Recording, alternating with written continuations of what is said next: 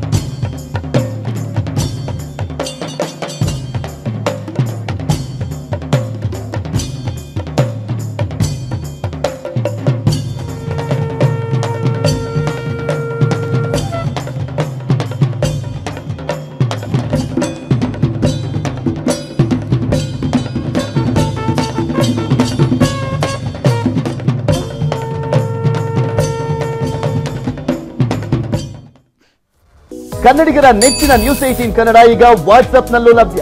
ಕರ್ನಾಟಕ ದೇಶ ವಿದೇಶಗಳ 360 ಡಿಗ್ರಿ ಸುದ್ದಿಯ ವಿವರಗಳನ್ನ ನಿಮ್ಮ ಕೈ ಬೆರಳುಗಳಲ್ಲೇ ಪಡಿಲಿಕ್ಕೆ ಈ QR ಕೋಡ್ ಅನ್ನ ಸ್ಕ್ಯಾನ್ ಮಾಡಿ ನಮ್ಮ ಚಾನೆಲ್ ಫಾಲೋ ಮಾಡಿ, ನೋಟಿಫಿಕೇಶನ್ ಆನ್ ಮಾಡಿ.